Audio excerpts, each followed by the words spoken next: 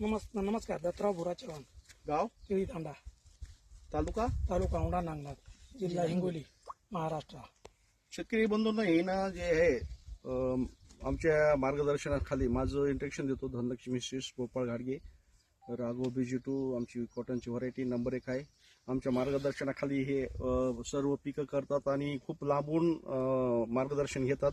आवर्जून आज सर आलते, मुंडे सर आहेत आणि शेतकरी आहेत काही, तर आवर्जून आम्हाला तिनं बोलवलं हळद बघायसाठी आणि वेळोवेळी आमचं मार्गदर्शनासाठी काय मार्गदर्शन घेता तुम्ही? कॉटन, सोयाबीन, हळद. बरं, कसं वाटलं?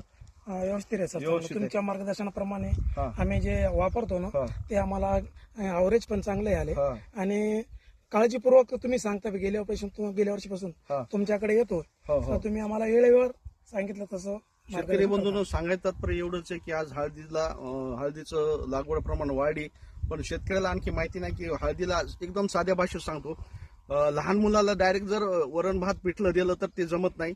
हळद असो की कोणचंही पीक असो, त्याचा आधी पहिले जारवा वाढवा, पांढऱ्या मुळ्याची वाढ करा, नंतर त्याला अन्नद्रव्य द्या. जसं मुलगा मोठा होईल तसं त्याला नत्र म्हणजे आहे वरण भात पोळी, नत्र म्हणजे तुमचं 19 असो कोणचं असो.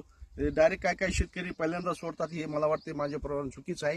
आता ह्याच्यानंतर इथं एवढा जारवा वाढ आहे, तर ह्याच्यानंतर हे ना NPK सोडायला पाहिजे, ह्याच्यानंतर भेसो डोस द्यायला पाहिजे.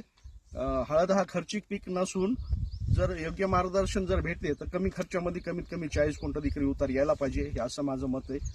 माझं तुम्ही आवर्जून ऐकता, माझं मार्गदर्शन घेता, आम्हाला बी प्रोत्साहन येतं की काहीतरी आपण चांगलं करून द्यावं शेतकऱ्याला, हीच एवढी आशा आहे.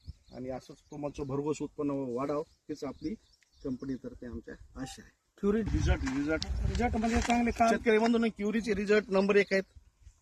15 ते 20 मिनिटात आळी मरती, पण बाहेर यायला जर असन तर बाहेर यायला वेळ लागतंय. आणि बेड हे भिजलेलं पाहिजे. कोणचं बी तुम्ही फर्टिलायझर द्या किंवा औषध द्या, हे बेड पूर्ण तुमचं ओलं पाहिजे, तेव्हा तुमचं ते काम करतं. ठीक आहे, धन्यवाद.